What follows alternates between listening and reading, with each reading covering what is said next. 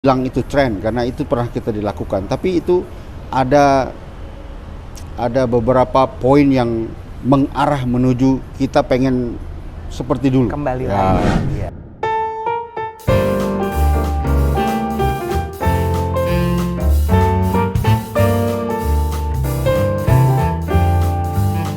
Assalamualaikum warahmatullahi wabarakatuh. Selamat datang di Danan Wahyu Podcast. Dan kali ini aku ada tamu spesial.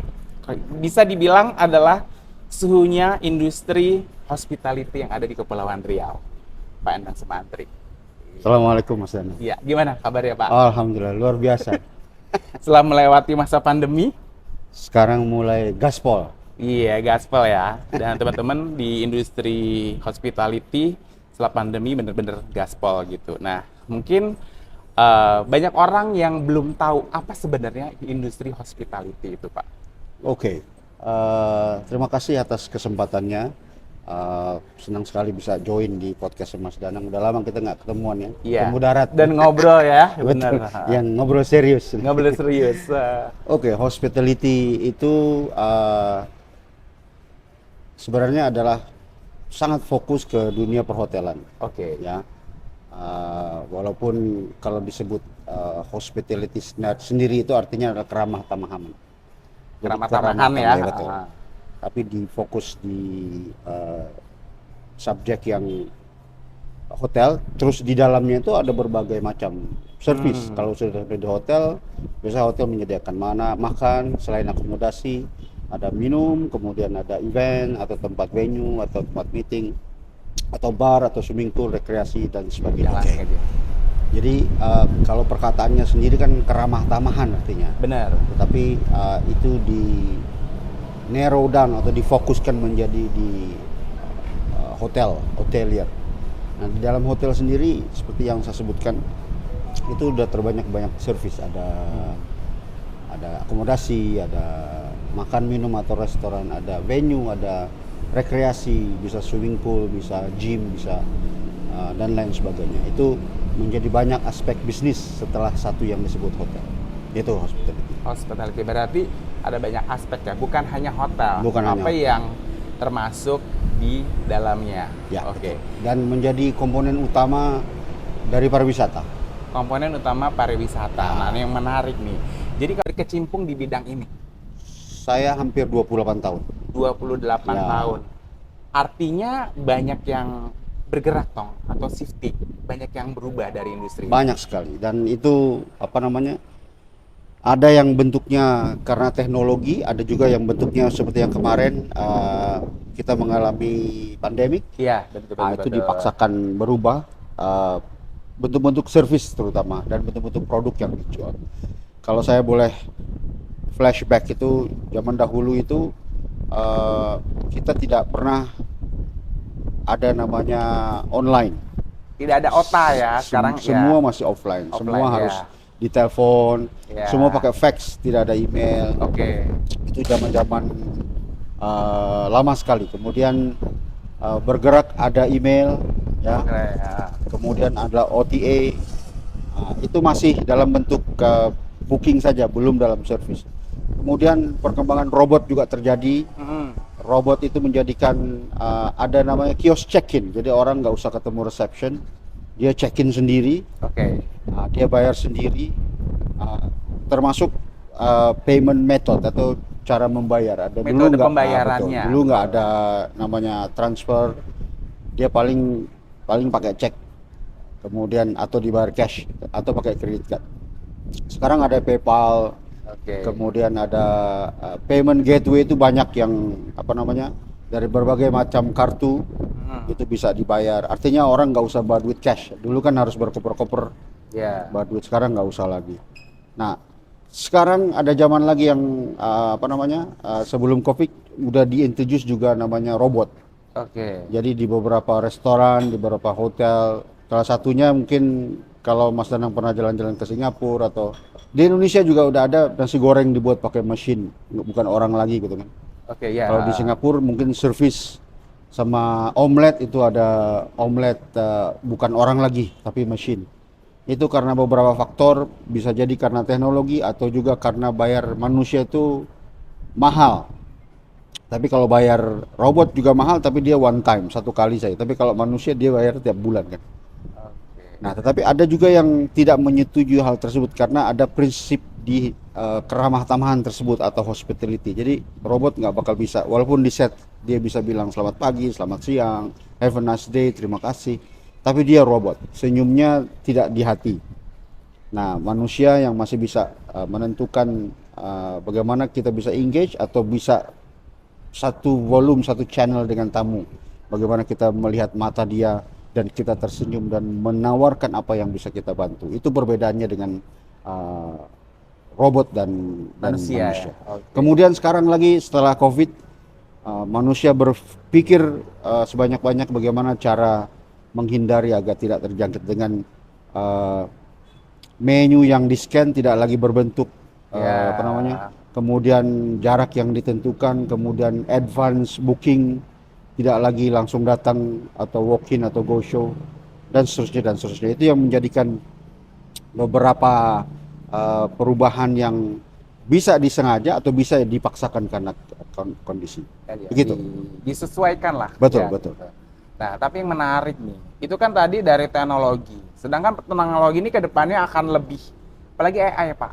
Betul. Nah, yang konon katanya tuh nanti kalau dulu mungkin itu by system ya, dengan program yang istilahnya aktivitas yang berulang, diprogram secara Betul, ulang. betul. Tapi kan AI ini enggak nih, Pak. Ya. AI ini adalah dia itu mesin tuh belajar. Betul. Jadi dia akan mempelajari pola kerjanya manusia, kemudian dia akan mengimplementasikannya ke aktivitas programnya dia. Betul, Gitu. betul. Nah, kira-kira nih shiftingnya ke depan bakal kayak apa nih dengan adanya AI?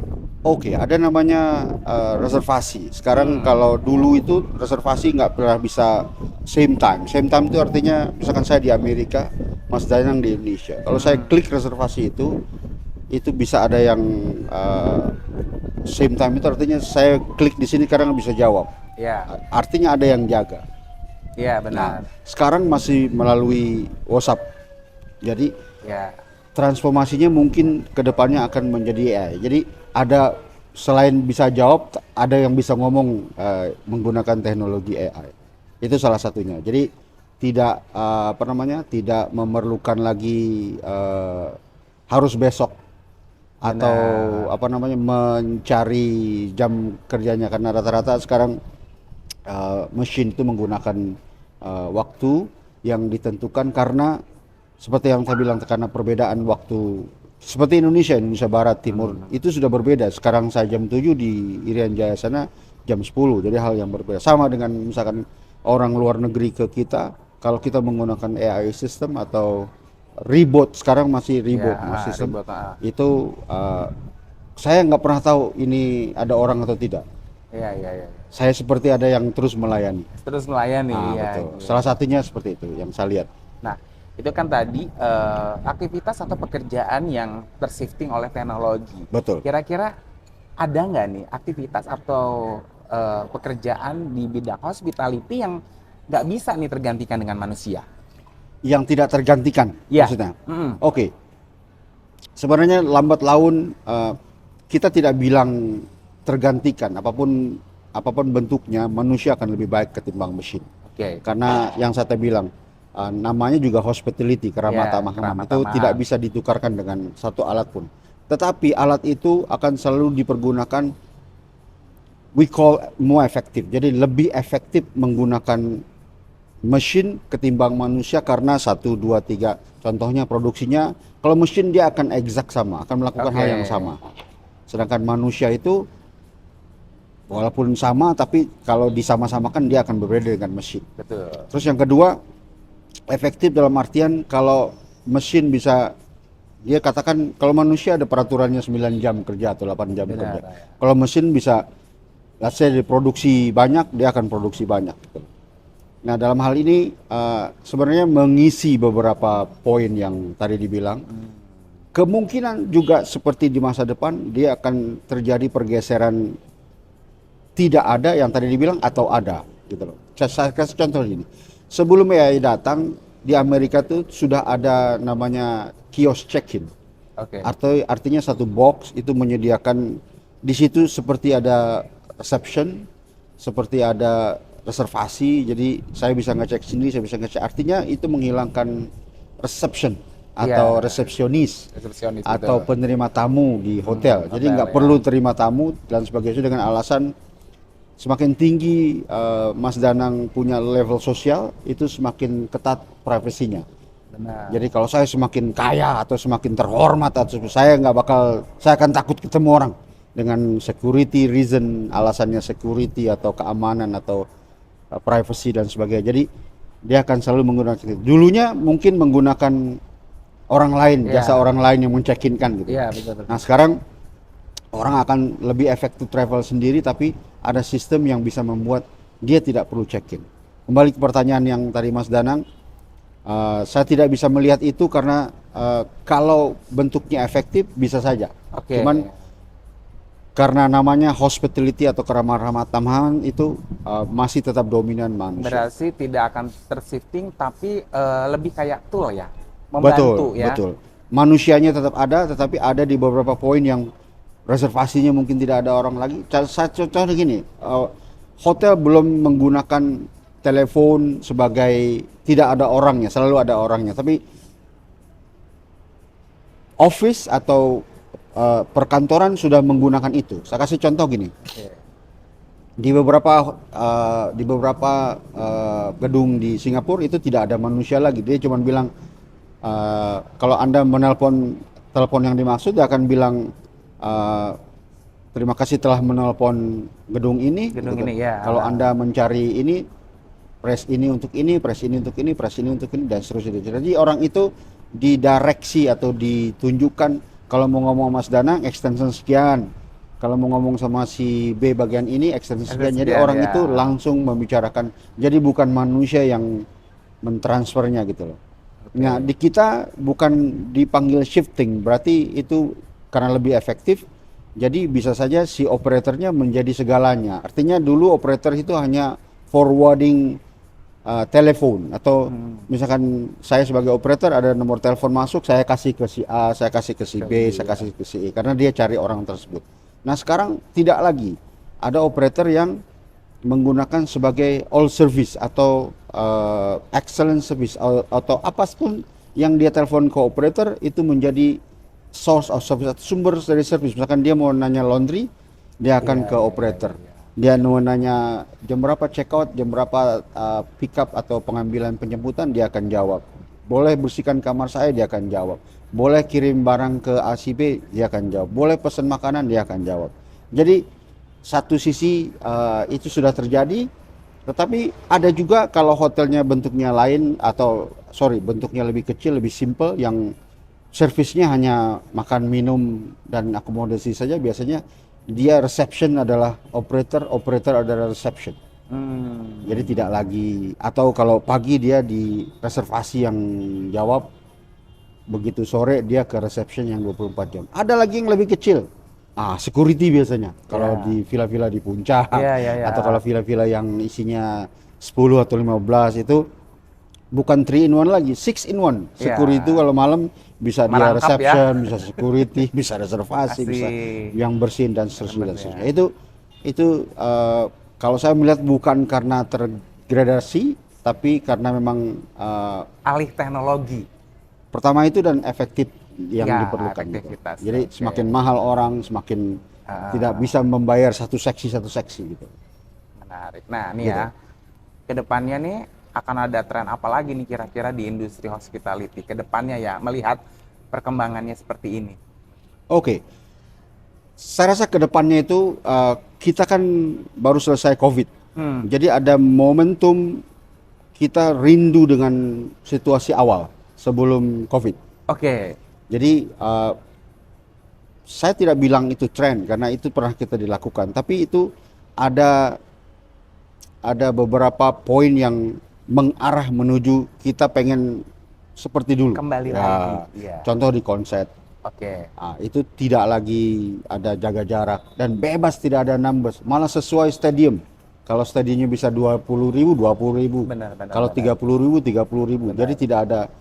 Kemudian kalau hotel juga gitu, kita tidak ada jarak lagi, kita tidak ada, menunya sudah di display. Ya. Sekarang tidak ada lagi satu orang satu table kemudian kosong, kemudian ada orang lagi, tidak lagi. Iya. Sesuai dengan kapasitas gitu, maksimum. Jadi ada kerinduan kita yang belum terselesaikan, itu berbagai alasan karena mungkin beberapa company belum bisa merecovery uangnya. Jadi sekarang udah mau akhir tahun, dia udah punya duit, dia akan meeting lagi di hotel. Beberapa perusahaan yang telah mempunyai kembali normal, dia akan juga membuktikan semuanya normal. Jadi kalau dulu proyeksinya dikatakan bahwa yang akan tren menjadi green meeting misalkan, yang separuh bisa hadir, separuh tidak hadir. Justru sekarang kalau buat meeting yang online mungkin gak ada yang datang karena berbagai hal gitu. Ada faktor ekonomi di situ. Kalau misalkan saya datang, saya bisa jalan-jalan, saya bisa naik transport kalau flight atau kalau pesawat, kalau taksi dan seterusnya. Tapi kalau saya di rumah aja, itu ya terserah saya mau datang enggak. Kecuali kerja rata-rata mewajibkan gitu ya. Tapi kalau publik punya meeting, kecenderungannya tren di sebelum COVID itu kembali lagi gitu. Ya karena memang basically manusia itu makhluk sosial. Betul. Suka berkumpul dan dia gitu. hungry, lapar. Iya, betul. Kayak di Batam nih sekarang pokoknya kalau bikin konser harga tiket 200-300 itu anak-anak muda pasti rame banget. Dan dia full capacity, tidak ada full capacity. Tidak ada separuh, tidak ada setengah, tidak ada full swing. Gaskeun. Oke. Nah, ini yang menarik ya. Aku coba ngamatin Pak Sumantri. Jadi Pak Sumantri ini adalah salah satu orang hospitality yang bagaimana caranya bikin orang tuh lebih lama stay dengan event. Nah, itu tuh. Aku mau tanya nih, apa yang melatar belakang itu? Oke, jadi ada faktor yang itu saya sangat perhatikan. Jadi trennya orang itu, dia biasanya bisa 4 atau 5 kebiasaan orang datang di hotel. Dia contoh misalkan dia bisa datang karena disuruh perusahaannya, dia datang karena ada meeting atau ada event, undangan. Nah, itu kan artinya dia sendiri zero expenses, bukan willingnya dia. Bukan. Itu yang pertama ya. Terus yang kedua, ada juga orang memang karena bisnis, tapi bisnisnya dia akan memilih hotel tersebut. Nah, kalau Mas Danang punya perusahaan, dia harus ketemu dengan orang di kota tersebut, dia akan memilih yang paling dekat, atau kalau meetingnya di situ dia akan datang. Ya, itu memang Mas Danang sengaja keluarkan uang untuk perjalanan Mas Danang meeting dengan hal kayak gitu. Kemudian ada yang ketiga, dia memang memilih hotel yang berdasarkan keperluannya. Contohnya misalnya kalau saya holiday dengan anak, dia akan cari yang sesuai. Atau kalau saya melakukan sesuatu, dia akan melakukan sesuatu. Nah, terus ada yang keempat itu adalah memang orang mencari ada apa sih nih di kota ini, ada apa sih nih di kota ini, ada apa sih bisa ngapain sih, bisa dan seterusnya. Salah satunya alasan event itu bisa apa saja, bisa seni, budaya, sport, bisa apa saja ya bentuknya ya. Kemudian yang kelima, itu memang ada orang yang walaupun dia tidak dibayar sama orang, dia yang bisa menentukan saya tinggal di mana. Gitulah. Itu yang hal-hal yang 5 itu yang membuat saya bagaimana orang bisa stay longer, atau dia bisa entah 1 hari, entah 2, atau event itu menjadi alasan dia untuk stay. Bukan hotelnya. Bukan hotelnya. Nah, dari situlah pemikiran tersebutlah saya selalu menciptakan bagaimana biar orang ingat, biar orang. Terima kasih untuk kamu yang sudah menyimak podcast ini. Tapi sorry banget karena kesalahan teknis, ada beberapa bagian part yang kehapus. Nah, pastinya nanti aku bakal ngobrol lagi dengan Pak Sumantri Endang dengan momen dan obrolan yang lebih seru. Terima kasih juga untuk Santika Hotel Batam yang udah menyediakan tempat yang cozy dan seru untuk ngobrol-ngobrol kita. Dan untuk kamu yang belum mensubscribe channel Danan Wahyu, langsung aja di subscribe ya. Dan jangan lupa untuk menyalakan lonceng.